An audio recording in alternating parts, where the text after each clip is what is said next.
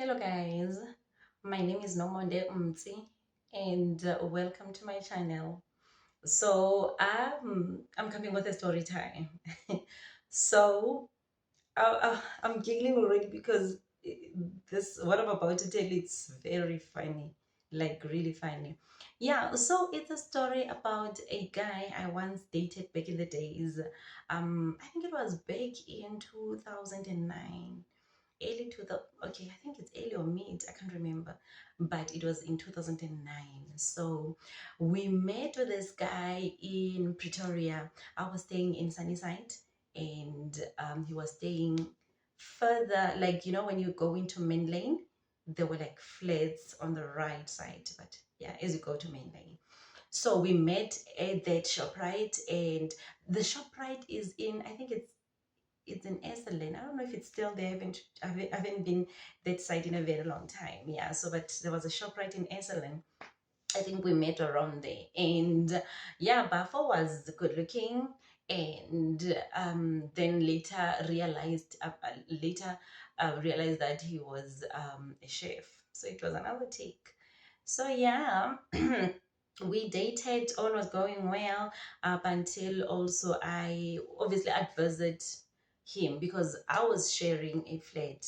Like, it was only girls, so I didn't have my own room. Like, it was like a bachelor. No, it was one room, one bedroom, but the lounge was so big that we had, like, I think, two beds in there. So basically I didn't have a privacy in the flat, so most times I would visit him, you know so it got to a point where I had to move out of the flat. Then I went to stay with my sister in Centurion. So now I could only see Guy on weekends. Like, mostly I'd visit on Fridays and leave on Sundays. Sharp.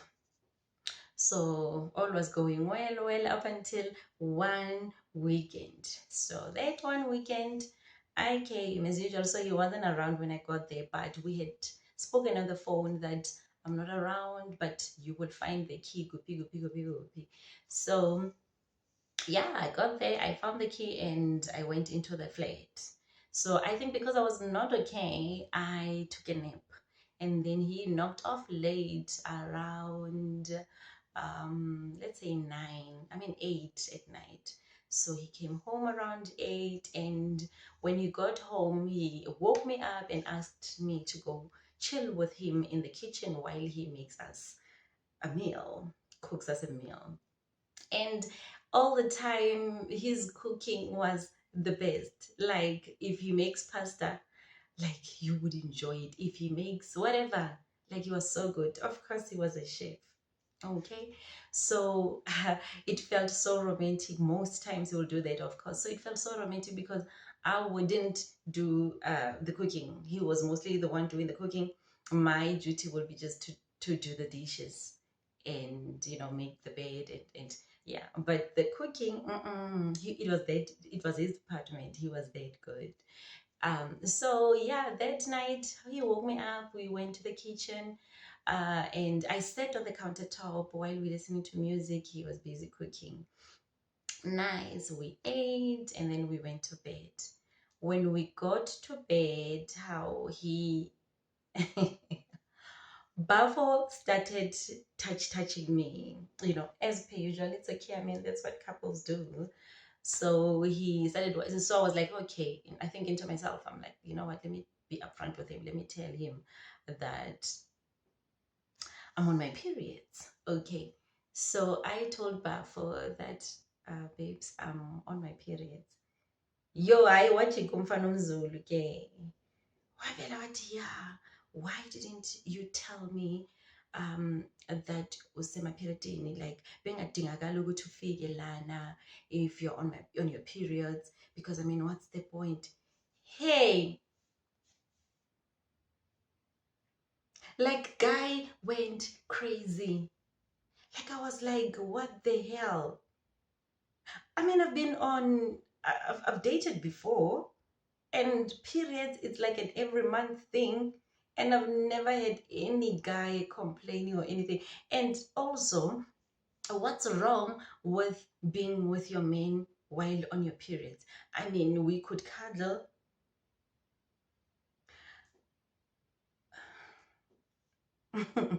What's wrong with nature taking its course? Senze njani ke thina as abantu besifazane? Sithini? I was so heartbroken, guys. You have no idea.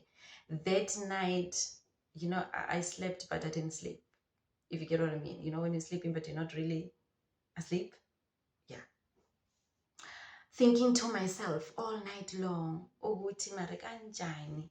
Umuntu onjani lona endleke? And right there, I knew. Immediately when he said that, I knew that this was not a guy for me. And mind you, yazi thina abantu besifazana sometimes we ignore a whole lot of red flags. We ignore a lot because there's been a lot of red flags, but I would dismiss them. I'd ignore them because I'm thinking, like we take them light most of the time, and we're thinking, let me just give him the benefits of the doubt, or maybe I'm overreacting, maybe I'm too sensitive. You let it go. Don't even address it because before that incident, there was a time I once saw a picture. I wasn't going through his phone. The phone was just on the bed, and somehow, man, I don't know, I can't remember. I'm not the type of person. I wouldn't do that back in the days. Wouldn't go through a person's phone, be it my boyfriend or what. So his phone was on the bed, and I happened to see the conversation. I can't remember what app was it, but I saw the conversation and the picture. No, it was on the gallery. Sorry, the gallery. I saw a picture of a girl like half naked in like a panty and a bra, and the girl was damn sexy. I mean, we were all young. She was beautiful, and I was like, And then I asked him who the girl is, and he was all defensive. And I should have known from there that this guy is not for me. And also, there was a time, like there'd be times when we are out in public on the street or something, guy would spank me or grab my butt, guys, in public. And back in the days, I was so shy, like, and besides the shyness, I mean, I felt like, yo, I know you cannot. I don't mind holding hands. It's actually quite cute, holding hands. Yeah, or a kiss, like a bar kiss, a baby kiss. But other stuff, guys, in public, no. So he would, out of the blue, nje, estratini, grab my bum, and I wouldn't be comfortable. I'd tell him, I'm not comfortable, and it'd be like, you need to loosen up. In. Yabona, I was supposed to have, you know, taken it from there. I should have known from there that this is wrong. This guy is wrong for me. So yeah, so remember I told you about that part where I saw a picture of a girl. Secondly, he would grab my bum in public. And now thirdly, the third red flag that I ignored. These are the ones that I remember. But the third one that I remember that I ignored, most times when he's with his friends or talking to them on the phone or just with his friends, he would address me as omunye umuntu. Yabona? Like I remember this one time when when he wanted to actually take me to ask his guy, because he didn't have a car, so he would ask his guy. So he asked his guy to come take us to Bosman. Was it Bosman? No. Takes us to Centurion, Rohi's Kral, was that side. See that side of, Home Affairs is that side. I forgot the names now. But yeah, so he would ask his friend to take us to the taxis. So all the time when he speaks to his friends on the phone, he would say, Jobe ngicela uze lana uzosithatha sihambise omunye umuntu erank. Like, and then I confronted him ukuthi why ungibiza omunye umuntu, like why ungamtsheli straight ukuthi i-girlfriend yakho, like umuntu wakho. He'd be like, no, akudingakali ukuthi ayazi, like akubalulekile lento leyo in. But I should have known because why embarrassed? I felt like he was embarrassed because kuyadingakala man, umuntu wakho umuntu wakho, tell him ukuthi my girl, even if I'm not the only one, because clearly you're a cheater, you should have just said, like, fool me, okay? Like, just say it in my face, just for my sake, ukuthi my girlfriend, you know. Bekathanda vele ukuthi hayi ngicela ungikhaphe Jo, sihambise omunye umuntu ongifuna simkhaphe rank. Yabona?